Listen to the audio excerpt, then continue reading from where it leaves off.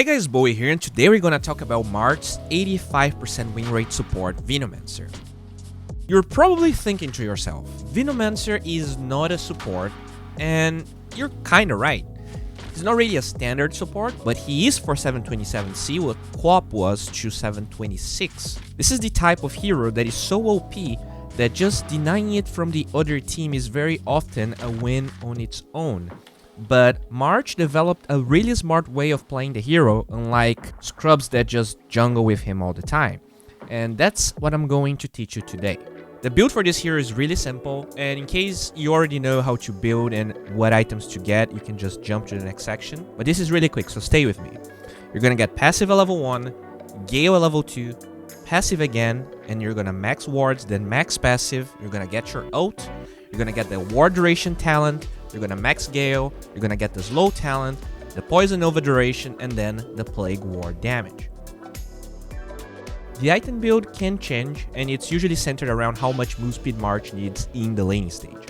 Against most heroes, he usually starts with a Windlace and Regen, and that's one of the great things about support Venomancer. He can deal a lot of damage without spending a single ounce of mana because of his passive. Only when you actually go for the kill, you have to spend your mana. Against a Slaughter lane though, he did start with boots, because your hero is really squishy when they get on top of you.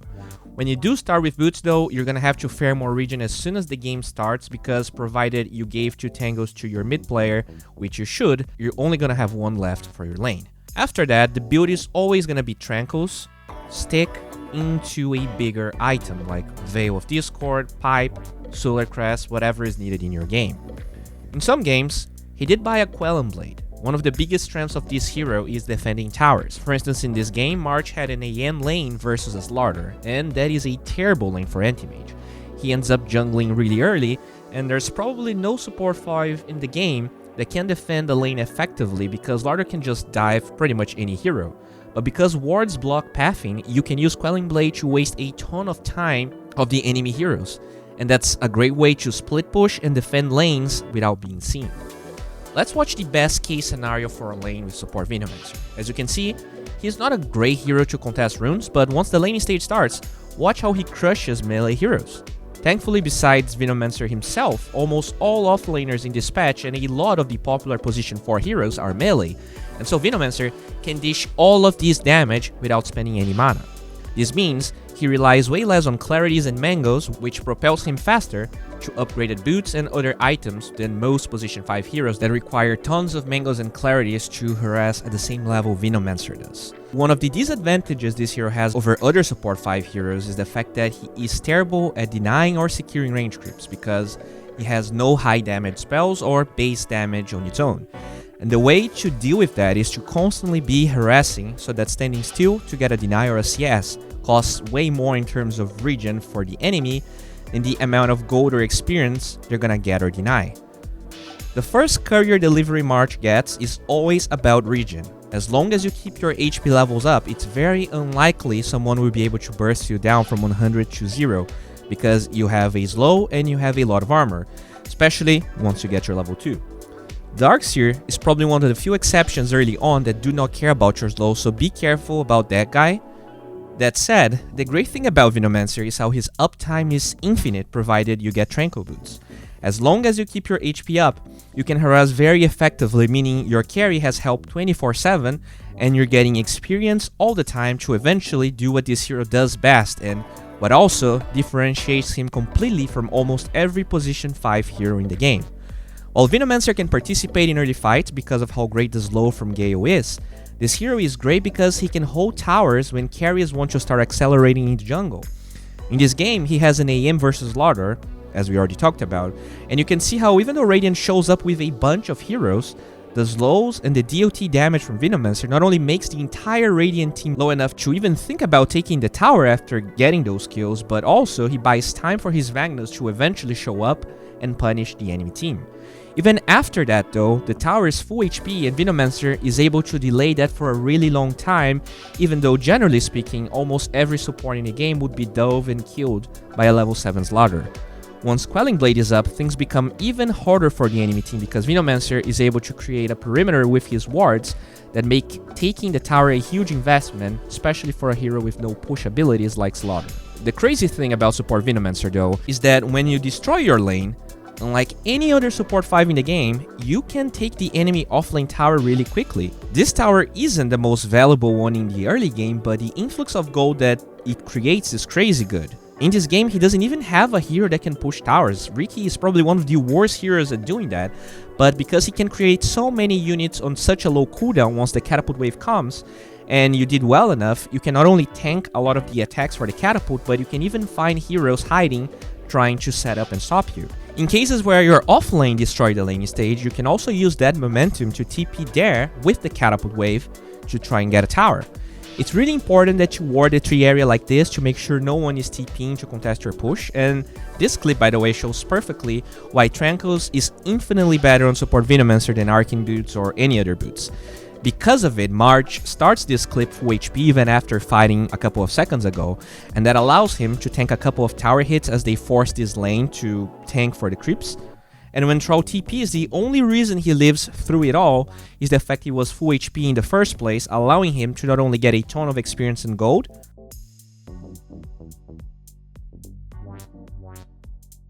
but his team to take the early tower because he didn't die fast enough, buying time for Magnus to be there in the first place, and then that's an 8-minute tower for Dire. Support Venomancer is truly one of the strongest and most versatile heroes in the game right now. For instance, in this game, March knows he's going to be facing a Darkseer Undying lane, which is the bane of any position 5 heroes in my opinion, since there's a ton of damage, a ton of gap close, and those heroes are mega tanky on top of it.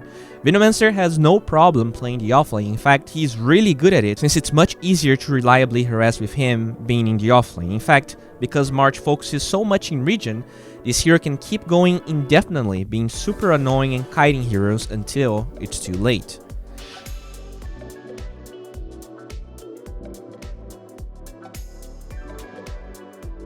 There are other examples of games March played the offlane.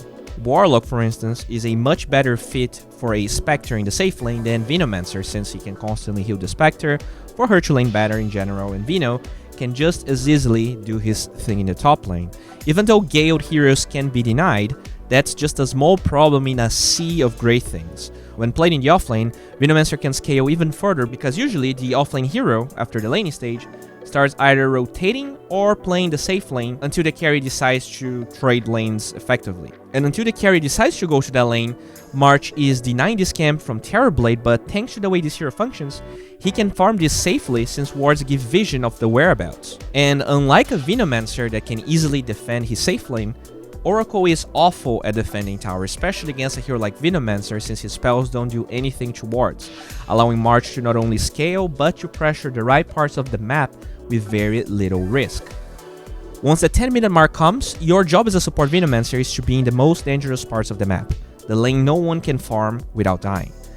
The reason being, not only you're great at doing that, many times you're going to force the enemy team to commit much more than normal for a tower or objective, but even when they get what they came for because of the nature of your hero, your ult, the ward damage, they're gonna take so much damage for it that many times it will allow your team to take favorable fights after your death, or at least discourage the enemy team to do what they initially decided. Your hero is also amazing at getting vision. Watch what March does in this clip. This clip just shows a lot of great things about Venomancer. Not only he can scout high grounds without having to commit sentries, which allows him to de-ward really fast, he can occupy areas no one can farm, and this allows him to not only deny farm from the enemy team, but at the same time risk very little.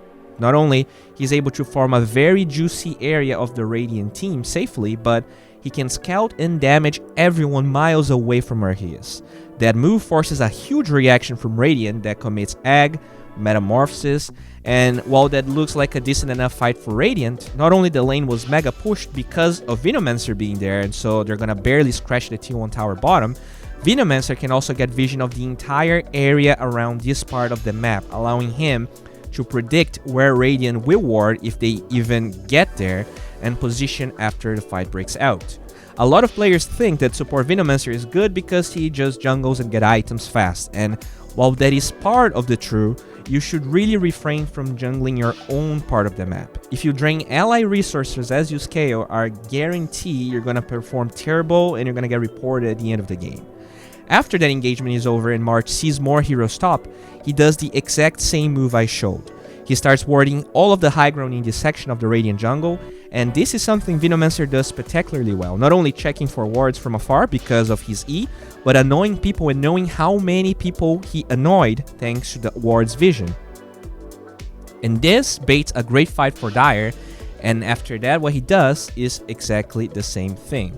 Tranquils allows him to not go back to base, and then he can address the bottom wave with a couple wards placed, being safe since he has other wards around giving vision of pretty much every entrance of this jungle, which allows him to constantly be annoying and dealing with the waves at the same time.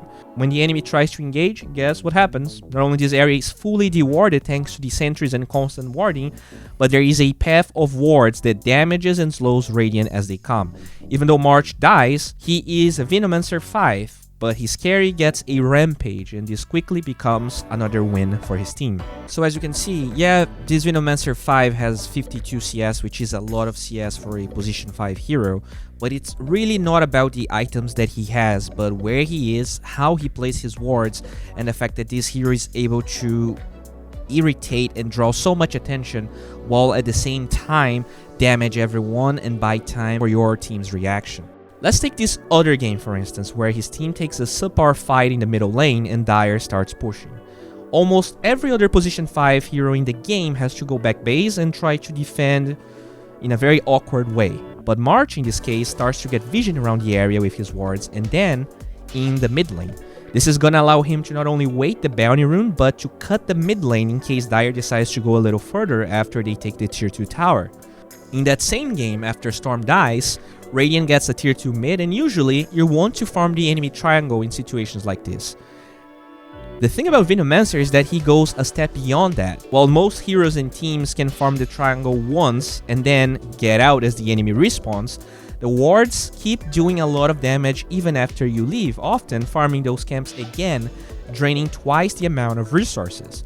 And in this case, even when March gets punished, the sheer amount of damage this hero does not only kills Storm, but once again, it forces a Metamorphosis usage in a spot super far away from any towers and even jungle camps since March killed all of them, and that's basically why Venomancer is so good.